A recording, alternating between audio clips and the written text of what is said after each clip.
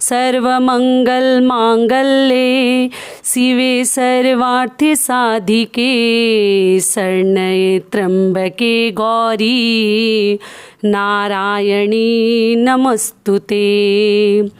नमस्कार दोस्तों, मैं हूं ममता तिवारी और आप सभी का स्वागत करती हूं मेरे चैनल ममताज वे में।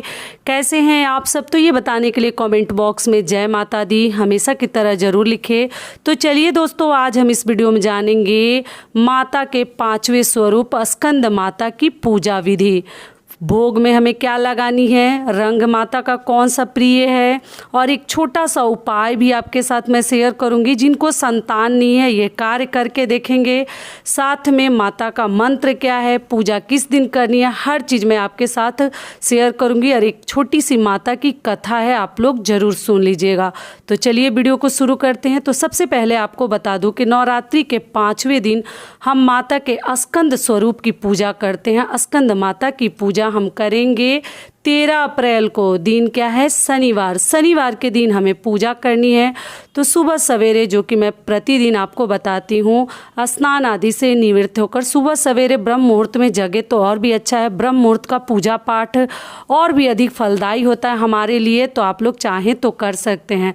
तो सुबह सवेरे उठकर अपने घर के सभी कार्य करके, नित्य जो भी कार्य है आप लोग करके, स्नान आदि से निवृत्त होने के बाद हम माता के मंदिर में गंगा जल का पहले छिड़काव करेंगे। पूरे घर में हो सके तो वो भी आप लोग कर सकते हैं।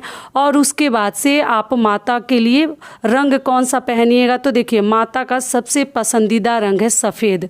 तो अगर आपके पास लाल पाढ़ वाली, लाल बॉर्डर वाली अगर साड़ी है तो भी पहन सकते हैं। अगर लाल नहीं है तो पीला पहन सकते हैं, या जो भी हो आप लोग पहन लीजिएगा। लेकिन सफ़ेद माता को बहुत अधिक प्रिय है। तो ये हो गया। तो स्कंद माता के लिए आप लोग साड़ी कपड़ा इस प्रकार से पहन लीजिएगा। दूसरी चीज़ क्या है कि फूल में माता को अगर कमल का फूल आपको मिलता है गुलाबी रंग का या सफ़ेद रंग का, तो आप माता को चढ़ा सकते हैं। उनका प्रिय रंग है सफ़ेद। भोग में माता को उस दिन केले का भोग लगाना है, तो हरा वाला केला मत लीजिएगा, पीला रंग का केला आपको लेनी है। केले का भोग माता को बहुत अधिक प्रिय है। तो ये हो गया। तो ये सभी चीज़ें हम चढ़ाकर माता की पहले विधि विधान से पूजा करेंगे। पाठ अगर आप लोग करते हैं तो नीचे आसन बिछा लीजिएगा, दीपक प्रज्वलित कर लीजिएगा घी या तिल के तेल का, और उसके बाद अपना पाठ करते हैं या चालीसा पढ़ते हैं, या जिस भी विधि से आप पूजा करते हैं आप लोग कर लीजिएगा। कलश की भी पूजा कर लीजिएगा, जौ वाटिका की भी पूजा कर लीजिएगा। और करने के बाद आप लोग पूछें कि दीदी प्रतिदिन स्नान कराना माता को क्या ज़रूरी है, मूर्ति हमारे पास है तो जी नहीं, आप गंगा जल का छिड़काव कर सकती हैं माता के ऊपर फूलों से, या किसी पात्र से, या पोंछ सकती हैं कपड़ा भिगाकर गंगा जल से। तो ऐसे भी करके आप पूजा कर सकती हैं। उसके बाद हमें आरती दोनों समय करनी है। आप लोगों का ये भी सवाल है दीदी आरती क्या एक ही समय करते हैं? तो जी नहीं, आरती दोनों समय करनी है। जय अम्बे गौरी माता की आरती है, या अम्बे तू है जगदम्बे काली, आरती की पुस्तक आपको मिल जाएगी। आरती जरूर कीजिएगा।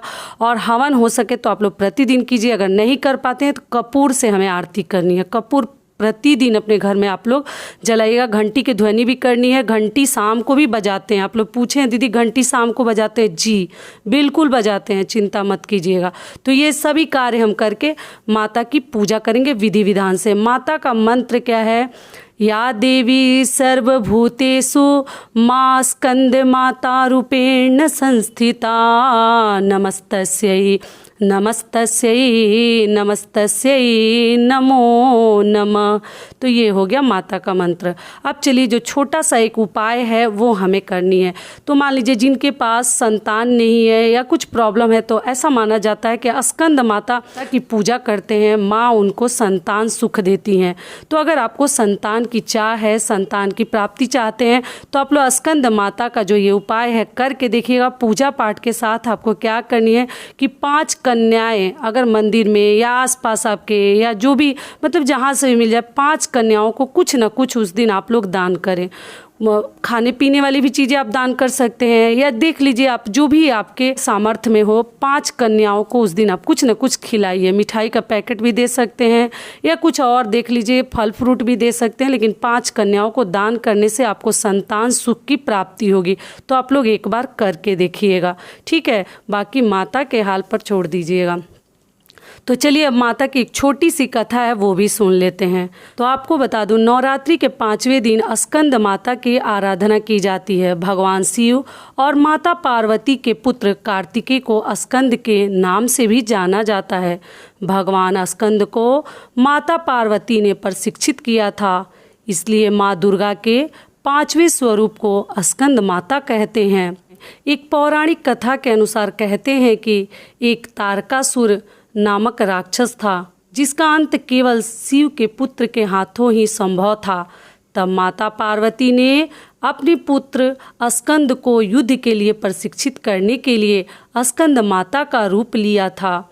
स्कंद माता से युद्ध प्रशिक्षण लेने के बाद भगवान कार्तिकेय ने तारकासुर का अंत किया था। स्कंद माता हिमालय की पुत्री पार्वती हैं।